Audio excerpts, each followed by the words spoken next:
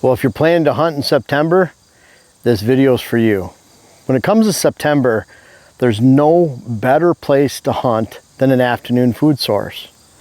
But at the same time, it really helps to remember that the season is a marathon, not a sprint. So be very careful when you're going into your stand locations, choosing where to hunt, and really looking at that, man, if you blow out this buck you're after, if you spook them, if you spook out this bedding area, this food source, then it really does have a drastic effect on weeks to come in the future. And if you're repeating those same mistakes every week, then you can really hurt yourself. Why don't you look at that first? That's the biggest tip, that this is a marathon, not a sprint. Now, there are those of you that are hunting public land. You're going in for a weekend hunt, a week hunt, that's your rut vacation, your hunt, maybe opening day somewhere, and that's it. Well, it pays to be aggressive then. Get in there after them. Get in their bedding areas, sit, wait for them to come back. If you don't see them by noon that day, get out of there and go find a food source and hunt the afternoon. It pays to sit in different spots, morning and afternoon. Public land, private land, it's the same. Meaning you're hunting bedding areas in the morning, afternoon food source in the afternoon. However, when it comes to protecting your hunt and making sure you have a great hunt, afternoon food sources are where they're at. So when you come to a little spot like this, you know, people wonder, well, this is, I've had some say, well, this is all food plot because there's corn here. But the deer aren't eating this corn until November at the earliest. That's when we're hoping they eat it. So when it comes to the deer that are feeding on this plot, they have this little corner right here. They're bedding back here, they're feeding through here, going through the corn, around the corn, and then they're getting out to the greens out front. This represents then a little separate standalone plot. This is an incredible spot to hunt in the afternoon. It's close to bedding, it's hidden, it's a pass through to other food sources. We can get in here through the food and not spook deer. We can get into the stand location right there, blow our scent down below where we don't expect deer to be, and then we can watch deer that are bedded in this location around the front and on the point, come into this food source, and head out.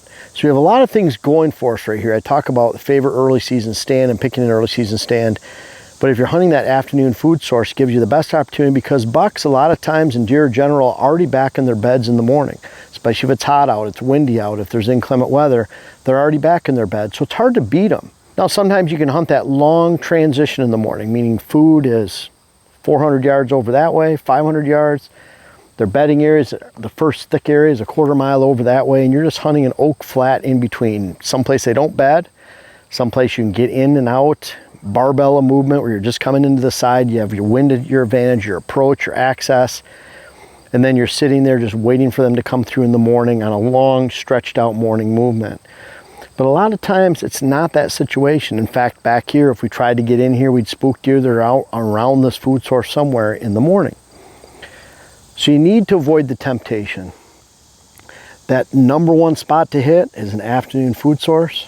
You're waiting till the afternoon. You can't spook it out in the morning. If you spook it out in the morning, say opening day, then they're not going to be here in the afternoon, evening. So you have to be very patient. And then I'm also hunting by the weather. And a lot of you say, well, I want to get out and hunt opening day, and I can appreciate that. But when you have a special place like this back here to hunt, those mature bucks will not be hitting this food source typically when it's really hot, really windy, or if there's extreme weather. So if you have any or all of those on opening day, I'm avoiding it and I'm waiting for calmer, colder conditions within 2, 3, 4 days of opening day, and that's when I'm trying to take my sit, if you have that flexibility.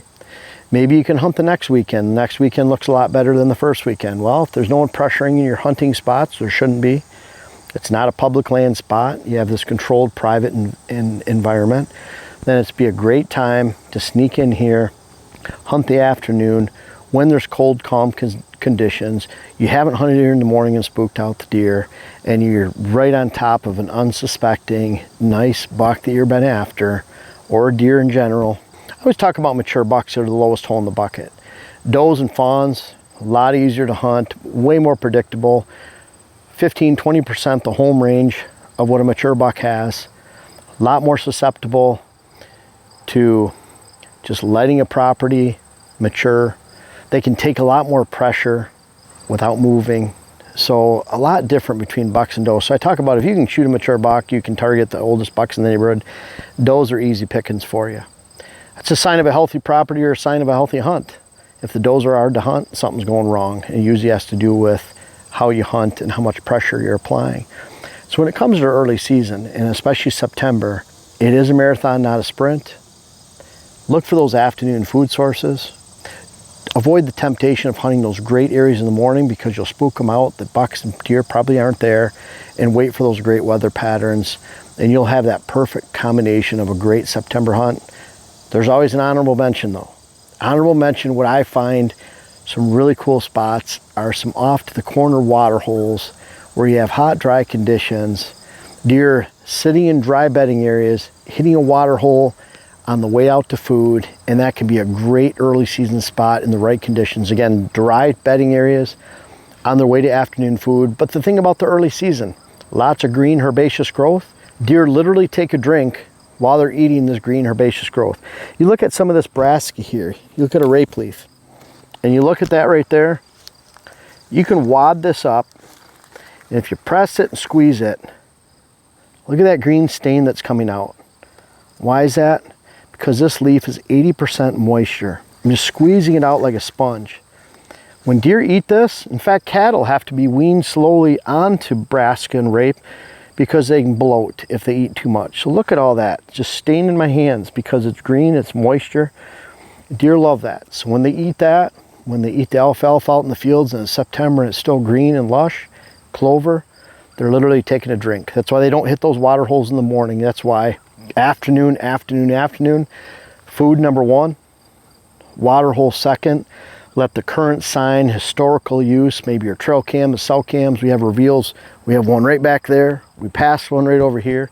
So we're really watching this area because if it heats up to the bucks that we think, we had a bachelor group come over here, right here this morning, and if we see that they're using this in the morning, afternoon, evening, then you can bet we'll be out here for opening day when it's cool.